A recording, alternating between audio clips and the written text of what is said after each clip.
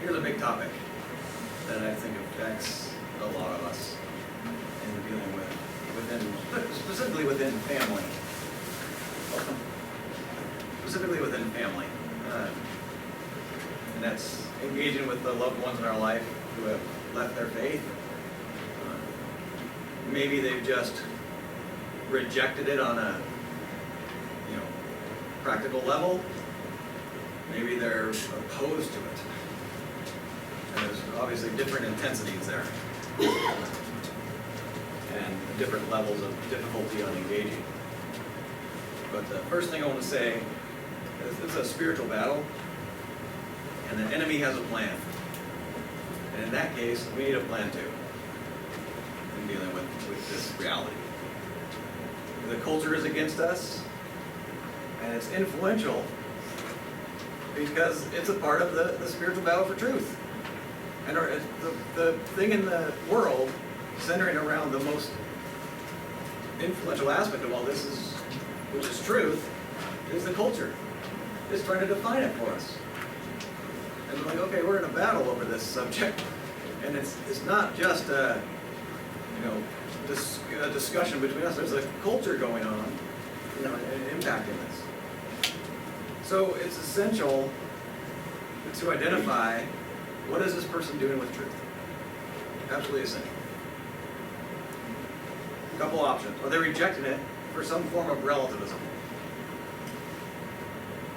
Or are they saying, well, there's only truth in certain categories, right? So math, science, of course, maybe something else. There's history or something. There's truth, but religion, there's not. Morality, there's not, right? You start seeing them making all these distinctions that are convenient to how they want to think.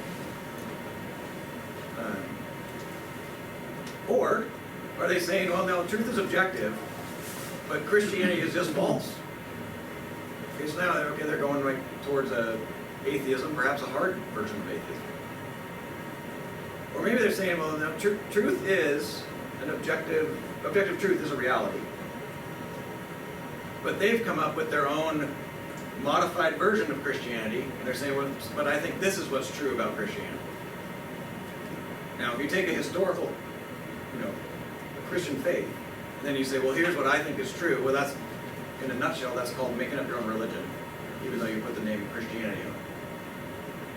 But maybe that's what they're doing, so they haven't denied truth. So the point is, what are they doing with truth? Okay, it's just not true at all. Well, Christianity is, I think, true, but it's this whole different version of it. And I've decided what that version is. Or they're categorizing truth, or they're just going completely relativistic. Well, this all matters because the trajectory of your life is determined by how you define the word truth and how I'm going to interact with ideas. So what they're doing with truth in relation to Christianity will then become a guide for what direction you want to go in future conversations. Because now I can build on that. Okay, so you think Christianity is just off the table. It's just absolutely false. Honestly, I like that better than some of the options. So I say, okay, well then that means the issues are all the apologetic issues. Like, why would you believe the Bible? Why would we think this God exists? Okay, great. That's a normal conversation. And then we want to look for opportunities to agree with them. Now I just talked about that. This is important here. They might be right in what they're thinking. This is something that they've come to understand. So, and there's a lot of things that are, I'm talking about things like within Christianity that are even debates in Christianity that are like, okay, you're thinking right about that. So as an example, maybe they have the idea that God is in control of everything, and they say, well, that doesn't make much sense. Look at all the evil. You say, well, why doesn't that make sense? Because God's supposed to be in control of everything. Well, what can I agree with? You know what? That's a good point. You're right. If God is in control of everything, and then we have all this evil, that doesn't seem to make sense. So something's got to give. Maybe it's that God isn't in control of everything. Now, how would I understand that? Well, maybe it's, here's a good critique, so maybe it's the reality is that God has sovereignly created the world and our nature as humans so that he isn't in control. Maybe he did that on purpose. So he's in control of the fact that he's not in control. See that? He's the one who decided to make it that way on that understanding. So it's not like it's just like, oh, I don't know what happened. It's not that. It's that he intended it to be that way. That he can't control us, and that he's actually given us responsibility. Maybe it's that. Well, just that would solve the problem, right? Of that concern. Well, how could God be in control of all these things? Maybe we need to give that up. Like, God, another example would come to mind. Well, God hates divorce, but look at all the divorce. God's not in control. Oh, maybe that's because he's not, right? Maybe that's not supposed to be. Another thing that might come up, people are rejecting religious ideas that they see as problematic, like maybe it's fatalism that they see. And they're like, I just can't make sense of this, right? The idea that, well, if God knows everything, then he knows what we will do before we do it. And so it looks like we aren't actually free because God can't be wrong. So it doesn't make any sense. Because they believe that we're free. And they're like, but if God is real, then it's fatalism, and I can't believe that. Okay, well, very few of us do, and maybe we need to talk about that. Why are you believing in fatalism? Why are you believing that? It amounts to a rejection of, really what I say to that person, so it amounts to you're rejecting the idea of God determining everything. I think that's good. I think you should reject that. So I can agree with them is the point. I can be like, yeah, this is good. So yeah, we don't believe that. And hardly anyone does. But I've had lots of conversations where they're like, I don't understand this. This doesn't make any sense to me. How could it be? But if you agree with the criticism that they have, you can, whether it's one of those or even another one you agree with, you can bring it up later and maybe talk about how it made you think about something. So if I didn't bring it up, if I didn't agree with that, I could bring it up later and say, you know what, you were saying that, I think that really made me think about that, and I think you got a good point. It really makes a lot of sense, and I realize, yeah, I don't believe what, that's why I don't believe that. And they're like, oh, you don't believe this? But there's a lot of mileage you can get out of agreeing. Another thing that's going on is deconstruction. So let's talk about that briefly. Now, the most common reason for turning away from the faith, and I think I've found is constantly driving deconstruction, is a rejection of a traditional Christian sexual ethic. And wanting to affirm a cultural sexual ethic. So I like Jesus. I like a lot of these things, other things in Christianity. I like, certain things like in the Ten Commandments, not committing adultery and not murdering people. I like that stuff. But I want a different sexual ethic. So I go into a deconstruction.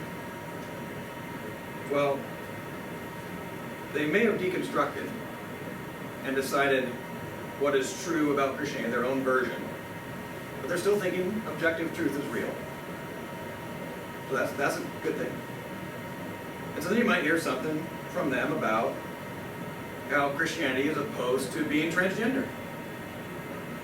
That's going to come up almost like across the board when you're dealing with these deconstruction stuff. And I would respond to that this way. Well, yeah, right. It's opposed to it. What would be strange is if Christianity wasn't opposed to it. Here's why it's strange. That would be strange. Because that would be, so God said, if Christianity said, well, God purposely made you a certain way, but go ahead and change who he wanted you to be something else. No big deal.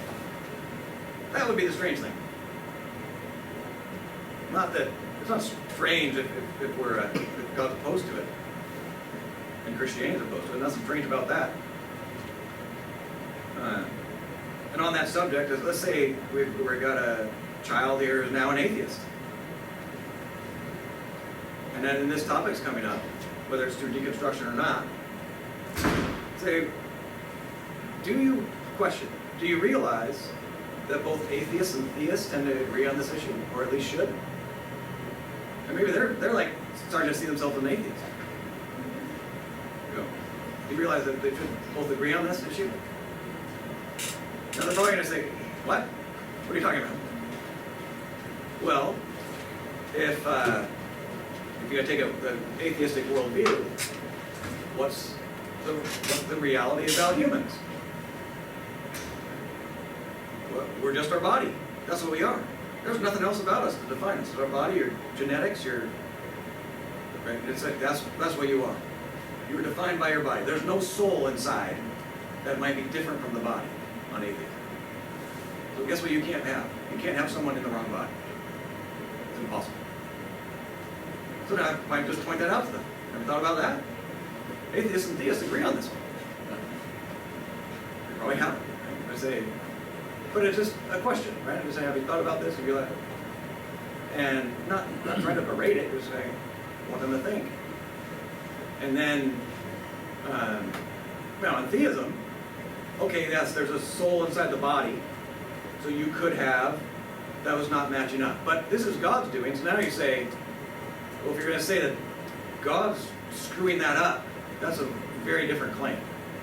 That would be surprising. Now, if God's screwing up, now I'm not sure who he is anymore, but or if he's just toying with people, right, then I'm not feeling like he's so good. If he's just screwing it up, he doesn't seem so perfect and omniscient and all those kind of things, right? That whole concept on a theistic framework would challenge the attributes of God. And so what I could see there is, okay, there's an agreement on those two ends of the spectrum. Now, there's some idea or ways of seeing the world that you can fit transgenderism to, I suppose, but it's kind of this more mystical type worldviews where you could make sense of it. If that's what they're doing, okay, well then I wouldn't make the argument. If they're deconstructing, you might also hear them talk about how Christianity is opposed to gay marriage. And that bothers them, and they can't accept that. And again, it's a similar response to the previous one. To say, well, what would be surprising would be if God designed marriage with a specific purpose, and then said, make it whatever you want, no big deal. That would be surprising. Wouldn't be surprising that if God was like wanting it to be a certain way because that's the way he designed it. So those are the kind of things I might engage in. What I want to do the rest of the time is I want to talk about things not to do. And then one of the things that can be so important is just not doing things we regret. So that we're able to have future conversations. So oftentimes, of course, the one that's wandered from their faith is perhaps our child. And if that's the case, there are hard things that are key. So the first one, don't reject them. This is really important. Don't reject. As long as they're willing to continue having a relationship with you, then do so with grace. And perhaps the most important thing you can do is show them unconditional love, because you're showing them the love of Christ. You're a follower of Christ, you're showing them that. You're having them experience it from you, even though they know maybe you're not excited about what's going on in their life, whatever, but it's that you love them just as you always have. Yeah, it's powerful. And our example is in the parable of the lost son. It's an interesting connection here. That when the son returns, the father embraces him. Right? And we want to allow ourselves, we would allow them to reject the relationship. We don't want to be the one doing that. Just like the son in the parable. We don't let it be us. But we want to be in the position to embrace them when they come back. So we hope for a version of the parable where they have a celebration, right? We hope for that. But it's going to look different. Maybe it's they come back to just a relationship with you at all. Maybe they totally push other people out of their life, and maybe they come back to a relationship. That's a victory. Maybe they start to question their own unbelief. Right? Maybe they start to talk about it even. Maybe they return to the faith. But we're hoping for one of these things that we can celebrate and see as reason for hope.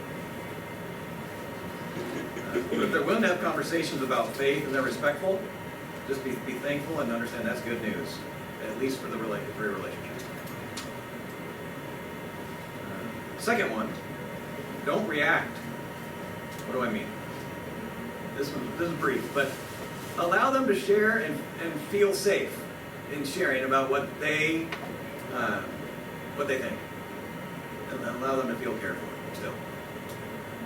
And listen, and then it's about listening and trying to understand what's going on in their heart. And I think just that mindset is something. But that, I would have that with anybody. It's just we want to mention it when we're talking about people that we love, because it's, for some reason, it can be so much more, so different because there's so much, maybe more frustration. Third, don't blame yourself. I think this is really helpful here, but it takes a village to raise a child in the faith, we say. Well, it doesn't take a village to lead them away from the faith. All it takes is a website, a friend, or a romantic interest. That's all it can take. And so they're off, they're ignoring the faith. Of course, you didn't do things perfectly. Join the club. They're rejecting God. It's not you they're rejecting. They're rejecting God. They're responsible for that. So blaming ourselves doesn't do anything. Doesn't work. Fourth, don't think you're the one that has to save them. Don't think you're the one that has to save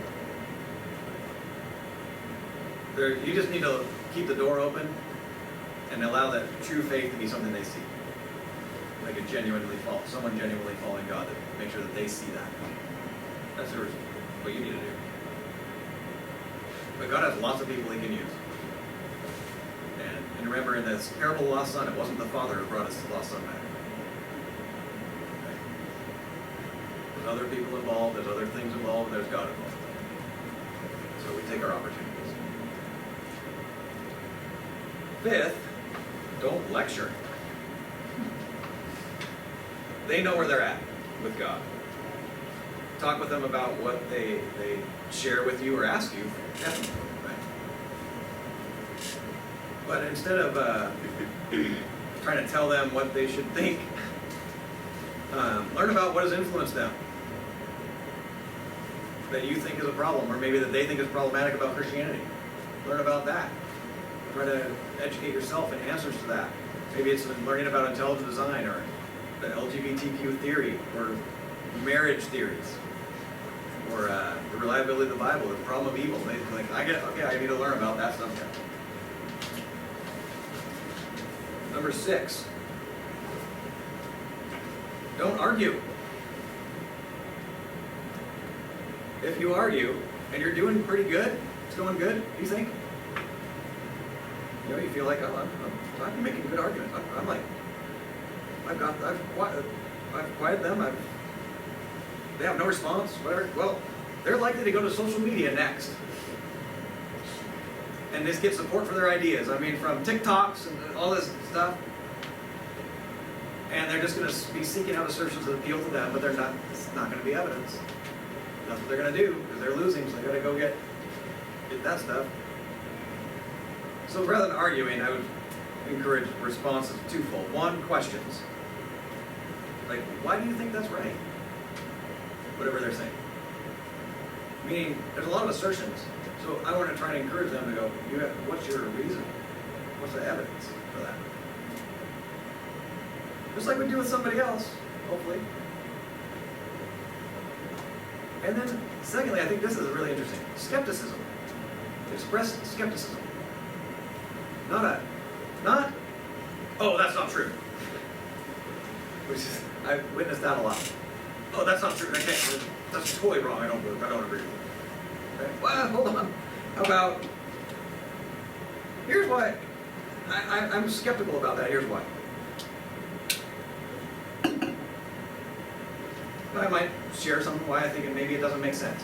Or maybe there's a problem with what they're saying. But it's not the attack. It's just I'm having a hard time with that, and here's where I'm skeptical. And what I think is so interesting about it is that we want to try to model skepticism. But to try to model skepticism, I got to be skeptical about things. Well, what else? Because I want them to be skeptical about what they're saying. Well, what can I do? I can model being skeptical. I'm going to be skeptical about things I hear. Maybe things my pastor says even. I might even let them hear me be skeptical about something the pastor says, but I'm doing it on purpose, right? But I'm making sure they hear it. Or what, something our political party asserted, and then demonstrating skepticism about it. But it's in order to model being skeptical of the things we're told, because I want them to see it, and I want them to start thinking about, well, maybe I need to be more skeptical. But it's natural to question our beliefs and why we believe things. So share, even, how about this? Share about things you've questioned about your faith too. Say, you know what? Yeah, I remember I was questioning this issue. I worked it out. But it took a while. You know, just share. And then it gives them things to think about. So, some questions to ask. To wrap up, why do you think that's right? If they're making claims, the burden of proof is on them. So why do they think? They're the ones making claims. If we're dealing with sexual category, because that's their motivation for things, the question could be, if there's a God, would he have legitimate say over how we use our bodies sexually? If there's a God who created us, does he get legitimate say over how we use our bodies in the sexual category? Now that's interesting to hear the answer. Yes, he does. So now they're going, therefore I don't believe in God. Or they're saying, no, he doesn't. So if there is a God, he still doesn't get that. Interesting to see what would come.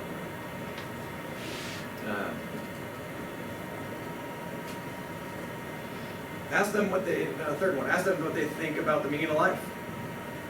Is there any meaning or purpose outside of our minds? Is all this in our minds, we just make it up, or is it something outside of us? Great question.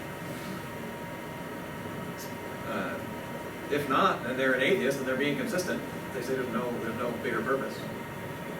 If they say there is, but then they're rejecting God and rejecting, well, that opens up a lot of questions. You might see that. So where are you getting purpose then? If there is, where's it coming from, and what are you even talking about?